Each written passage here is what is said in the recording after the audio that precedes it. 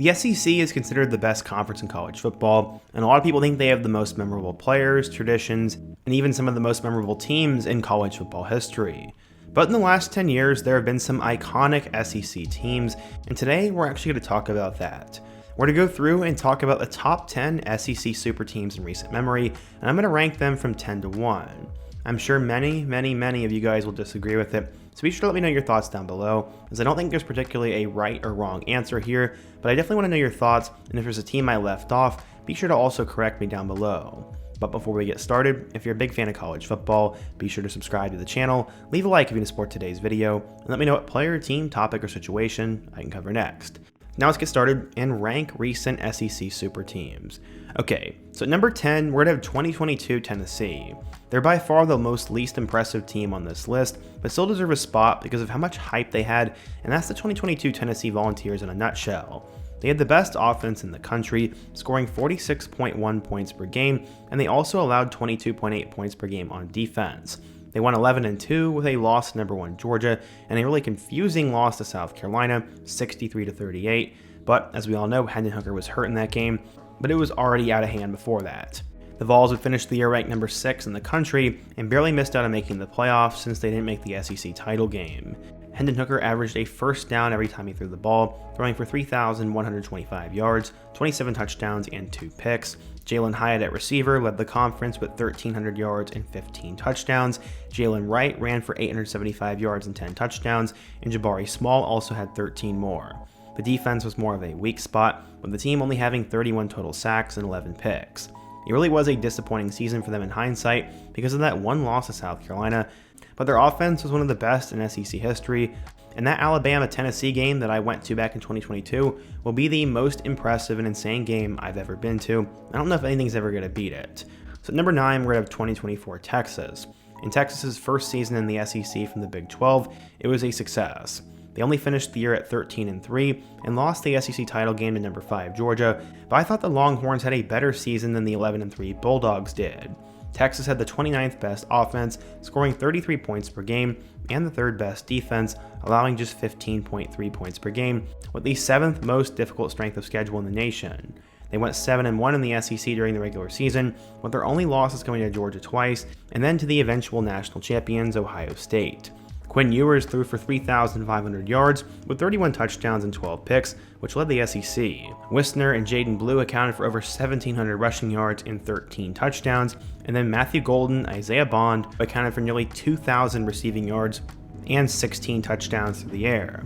On defense, Texas finished with 46 total sacks, 22 interceptions, and both Jahdae Barron and Andrew Makuba ended up leading the SEC in interceptions with 5 each, and Anthony Hill led the conference with 17 TFLs.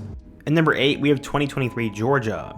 The Bulldogs did not win the title then, but they went a perfect undefeated in the regular season and looked like they were going to win their 3rd straight title before they lost to number 8 Bama in the SEC title game and were nudged out of the 14 playoff, settling for beating Florida State 63-3 in the Orange Bowl. But they were still a very talented football team, as they had the 5th best offense in the country, scoring over 40 points per game, and the 5th best defense, allowing just 15.6 points per game. They replaced Stetson Bennett with Carson Beck at quarterback, who threw for nearly 4,000 yards and 24 touchdowns, and then Brock Bowers led the team in receiving yards with over 706 touchdowns, and then Dom Lovett, Ladd McConkey, and Marcus Rose-May-Jacksaint helped create one of the deeper receiving rooms in the country at the time. Again, the defense was the strength of the Georgia machine though, as they totaled 30 sacks and 14 picks, with guys like Jalen Walker, Tyke Smith, and Smael Mondon captaining the defense that was really good. Number 7, we have 2023 Alabama. Nick Saban's final team at Bama went 12-2, made the playoff, and lost to Michigan in the Rose Bowl 20-27. So why are they on this list? Well, because they were the team that blocked Georgia from making the playoffs in 2023, and they were the team that ended that mini dynasty that the Dogs were building. They scored 34 points per game and allowed 19 per game, which was outside the top 15 in both metrics, but they won when it mattered. Their only loss in the season other than the Rose Bowl was to number 11 Texas, and that was a revenge game that they lost 34-24, and Texas moved to the SEC a year later. On offense, they are led by Jalen Milroe, who was taking over for Bryce Young. In a learning year, he still threw for 2,900 yards with 23 touchdowns, and also ran for 531 yards and 12 scores on the ground, to go alongside Jace McClellan's 900 yards and 8 touchdowns at running back. Jermaine Burton led the team through the air with over 800 yards and 8 touchdowns, and then Isaiah Bond was close behind with nearly 700 yards. On defense, true freshman Caleb Downs had 70 tackles, and Dallas Turner had 10 sacks, and Terrion Arnold had 5 picks. They were pretty solid for Coach Saban's last hurrah, and I think they could have been a lot better, and to me they overachieved a little bit, but they won when it mattered. At number 6, we have 2015 Alabama. It's been a while, but the 2015 Crimson Tide were one of the teams that solidified how good of a dynasty Nick Saban was able to build. With his offensive coordinator Lane Kiffin and defensive coordinator Kirby Smart, Saban's 2015 Tide scored 35.1 points per game and allowed just 15. They went 14-1 with their only loss coming in number 15 Ole Miss, and that was only by 6 points. Their 45-40 victory over Clemson in the national championship game helped kickstart a 3-year arms race between Bama and Clemson that was one of the most entertaining brief rivalries in college sports. But what puts them on the list is the amount of star talent they had. While their quarterback Jake Coker didn't do much, Derrick Henry had over 2,200 yards and 28 touchdowns and helped him become one of the best backs in the NFL.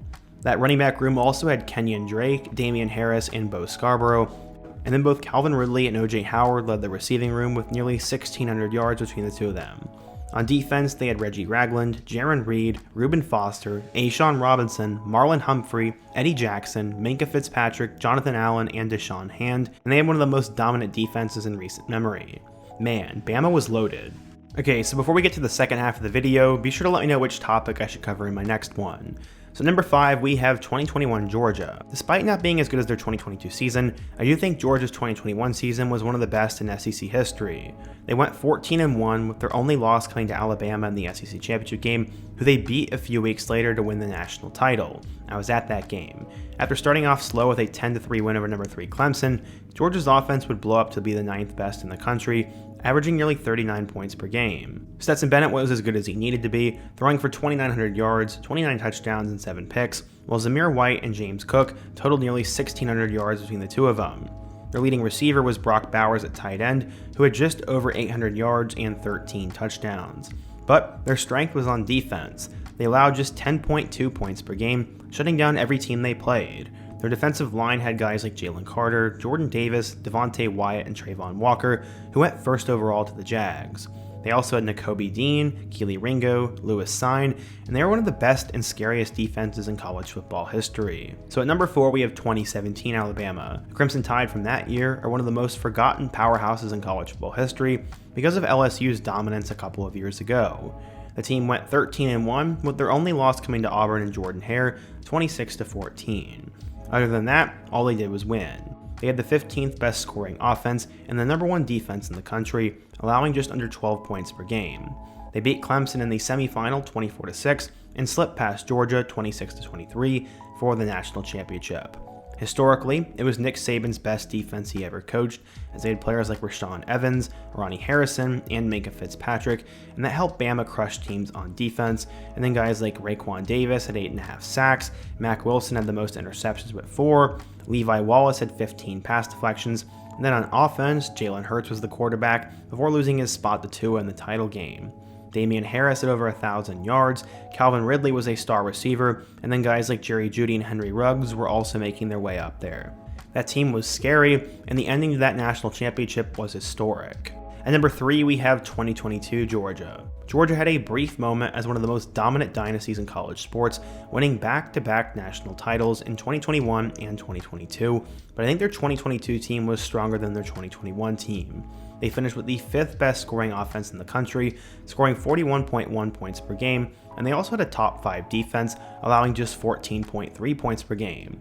It's a little bit overshadowed by their 65-7 destruction of TCU, which was the worst national championship game of all time, but Georgia's 42-41 win over Ohio State was one of the most memorable games in modern college football history. This was Kirby's 2nd national championship, and it was led by Stetson Bennett at quarterback, who ended up having over 4,200 yards and 27 touchdowns, as well as 10 rushing scores. Kenny McIntosh led a good running back room with just under 1,000 yards and 10 touchdowns. Both Brock Bowers and Ladd McConkey combined for over 1,700 yards, and on the defensive side of the ball, Georgia had 35 sacks, 12 interceptions, and 780 total tackles. At number 2, we have the 2020 Crimson Tide. The pandemic was a hard year for a lot of teams, but not the 2020 Alabama Crimson Tide under Nick Saban. They finished the year at 13-0, and won the national title over Ohio State 52-24 in a game that wasn't close. Like another team that we're going to mention later, they dominated on the offensive side of the ball with the second best offense in the country, scoring 48.5 points per game, but they were also good on defense, allowing just 19 points per game, as well as the 13th best defense in the country.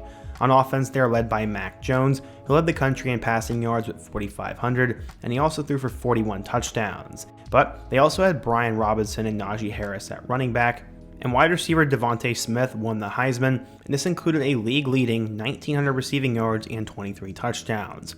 On defense, the Tide were led by Dylan Moses, Christian Harris, Christian Barmore, and Will Anderson. This team was scary, and a lot of people kind of forget about them, to be honest. So yeah, number one was never going to be disputed, as it was always going to be 2019 LSU. You probably knew this team was going to take the top of the list, as the 2019 LSU Tigers were such a special team in a lot of ways, and it's kind of interesting how good they were with a head coach in Ed O, who really wasn't anything special. But it was all about the players they had, specifically on offense. Joe Burrow at quarterback led an offense that scored over 48 points per game, and he threw for 5,600 yards, 60 touchdowns, and 6 picks to receivers like Jamar Chase, Justin Jefferson, and Terrace Marshall, while Clyde Edwards-Helaire ran for over 1,400 yards. They were also insane on defense, allowing just 21.9 points per game, and they were the 32nd best scoring defense in the country. Here's a list of some of the defensive players they had: Patrick Queen, Grant Delpit, Clevon Chasen, Derek Stingley, and Christian Fulton. But the tackle leader on the team was actually Jacob Phillips, who had 113 total tackles for the Tigers. They proved early on they were one of the best teams in the country by winning a shootout against Texas in Week 2, 45-38, but they were also good at winning other shootouts, like against number 9 Auburn, 23-20, and then number 2 Bama, 46-41.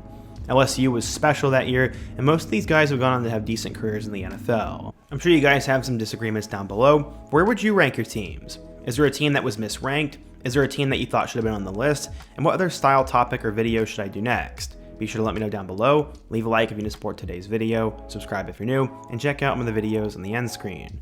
Hope to see you guys again soon, but until next time, peace.